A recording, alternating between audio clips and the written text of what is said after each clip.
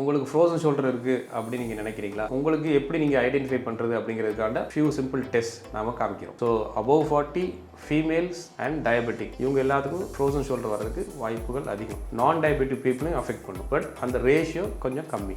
First என்ன பார்க்க போகிறோன்னா ஃப்ளெக்ஷன், அதாவது மேலே கையை எவ்வளோ தூரம் தூக்க முடியுது. நான் இவ்வளோ தான் தூக்க முடியுதுன்னா ஓகே, வேறு யாரும் புஷ் பண்ணால் கூட ஜாயிண்ட் போகாது, அதே லெவலில் தான் இருக்கும். நீங்கள் உங்கள் கையை வச்சு புஷ் பண்ணாலும் போகாது, இல்லை வேறு யாரும் புஷ் பண்ணி பார்த்தாலும் போகாது. அதே மாதிரி அப்டக்ஷன் சைட்வேஸ், மோஸ்ட் பீப்புள் அக்ராஸாக கொண்டு போங்க. ஸ்ட்ரெயிட்டாக கொண்டு போகும்போது நீங்களே புஷ் பண்ணாலும் சரி, இல்லை வேறு யாரும் புஷ் பண்ணி பார்த்தாலும் சரி, அந்த ஜாயிண்ட் ஸ்டிஃபாக இருக்குதா, மோஸ்ட் லைக்லி அது ஃப்ரோசன் ஷோல்டராக இருக்க சான்ஸ் இருக்குது. Another movement lateral rotation. So normal lateral rotation ஃபுல்லாக எல்லாருக்குமே போகும் 70 to 80 degrees வரும். ஃப்ரோசன் ஷோல்டர் இருந்துச்சுன்னா ஃபுல் ரேஞ்ச் இருக்காது, இவ்வளோ தான் இருக்கும். உங்களுக்கு ஃப்ரோசன் ஷோல்டர் இருக்குங்கிற அர்த்தம். இதுலேயே அதிகமாக பெயின் கொடுக்குறது, அதிகமாக ஸ்டிஃப்னஸ் வர்றது, கை பின்னாடி கொண்டு போகிறது. ஸோ இதுவும் ஒரு முக்கியமான ரெஸ்ட்ரிக்ஷன் ஃப்ரோசன் ஷோல்டரில்.